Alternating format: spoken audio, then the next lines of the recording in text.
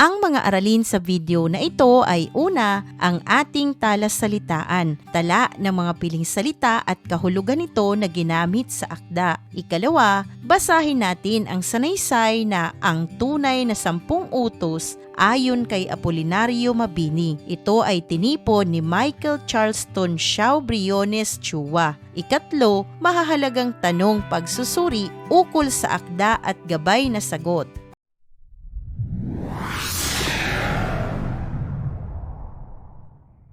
Narito na ang talassalitaan.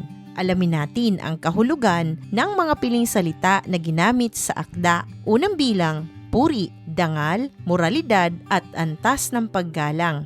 Ikalawa, paghahangad, pagnanais na makuha o makamit. Ikatlo, suminsay, sumalungat, lumaban, labanan, salungatin o sumuway. Ikaapat, minarapat, minabuti, pinili, napagpasyahan. Ikalima, magsumakit, magtiyaga, pagsumikapan. Ikaanim, ikasusulong, ikauunlad, ikatatatag. Ikapito, itanghal, ipalabas, ipakita sa madla. Ikawalo, taglay, katangian o kakayahan, angkin.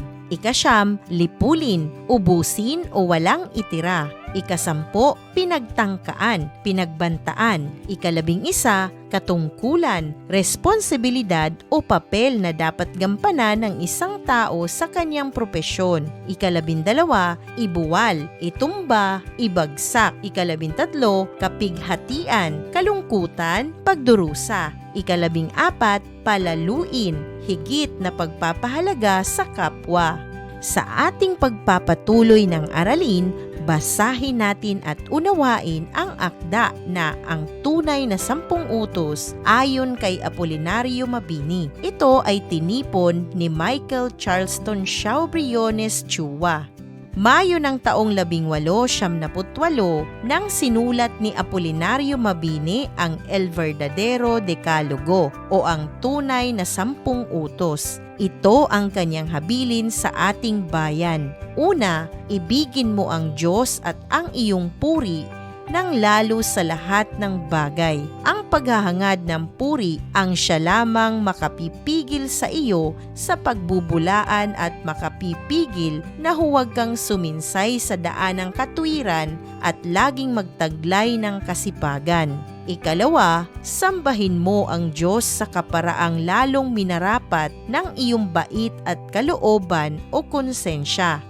Ikatlo, dagdagan mong pilit ang talos ng isip at katutubong alam na ipinagkaloob ng Diyos sa iyo sa pamamagitan ng pag-aaral at magsumakit ka ng ubos lakas sa gawang kinahihiligan ng iyong loob upang matipon sa iyo ang lalong maraming kagalingan at sa ganitong paraay makatulong ka sa ikasusulong ng lahat. Ikaapat, ibigin mo ang iyong inang bayan. Ikalawa sa Diyos at sa iyong puri at higit sa iyong sarili, sapagkat siya ang nakaisa-isang paraisong pinaglagyan sa iyo ng Diyos sa buhay na ito.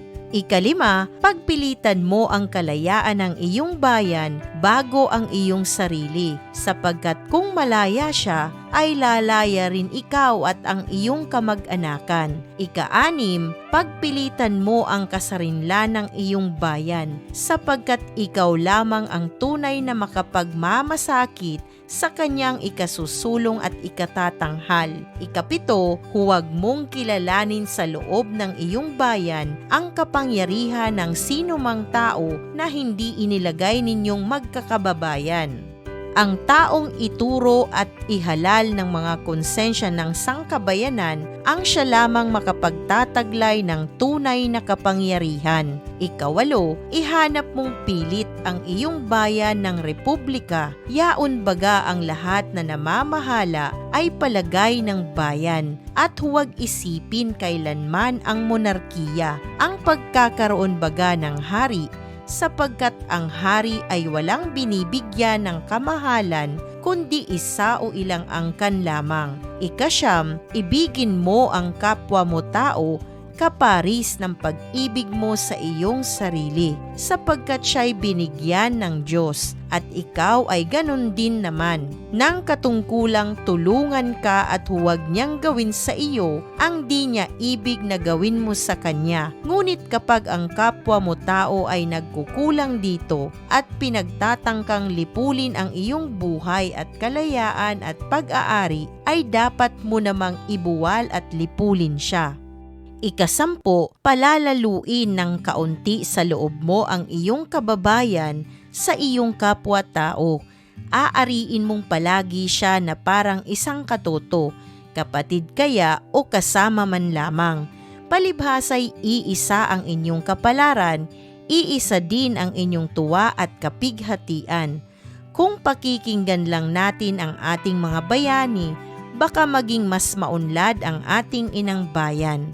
Ating nabasa ang akda na pinamagatang ang tunay na 10 utos ayon kay Apolinario Mabini. Ito ay tinipo ni Michael Charleston, Shaw Briones Chua. Dumako naman tayo sa mahahalagang tanong pagsusuri ukol sa akda at gabay na sagot.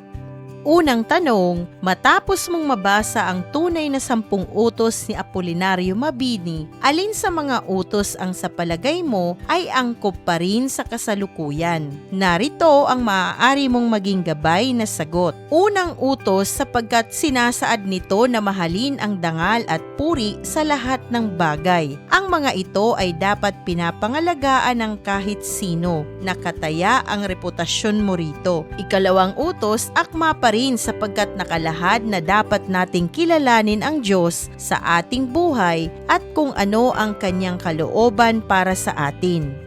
Ito rin ang magsisilbing gabay natin upang hindi tayo magmalabi sa ating kapwa. Ikatlong utos, sapagkat huwag tayong pasusupil sa ibang tao o lahi sa ating bansa, lalo na kung ang iyong hangarin ay para sa kaunlaran at kabutihan ng nakararami. Ikaapat na utos, sapagkat sa makabagong panahon na ang mga tao ay higit na naiisip ang sarili, magsisilbi itong mabuting paalala upang magmalasakit tayo sa kapakanan ng ating bayan at kapwa mamamayan.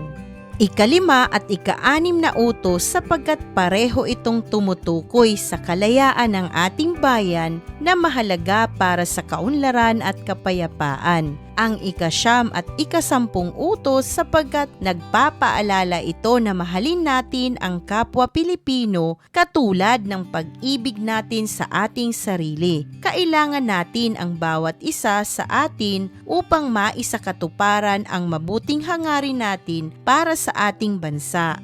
Ikalawang tanong, alin naman ang sa palagay mo ay hindi na magagamit sa kasalukuyan? Narito ang maaari mong maging gabay na sagot. Sa aking palagay, lahat ng utos na narito sa akda ay napapanahon pa rin at kailangang huwag suwayin ng mga Pilipino. Ngunit marahil hindi na kasing dahas noong unang panahon. Sa modernong panahon, iba ang pakikibaka na dapat nating gawin upang mapangalagaan ang kaunlaran at kapayapaan ng ating bansa. Ang matiyak na may maayos pang Pilipinas na mararanasan ang susunod na saling lahi. Isang mahalagang aralin muli ang iyong napanood. Maraming salamat sa panonood sa channel na Aralin sa Filipino. Huwag mag-atubiling mag-comment ng inyong tanong, suggestions o paglilinaw ukol sa aralin. Munting kahilingan sa iyong kaibigan, paki-like, share and subscribe para updated ka sa mga susunod pang bagong video ng Aralin mo sa Filipino.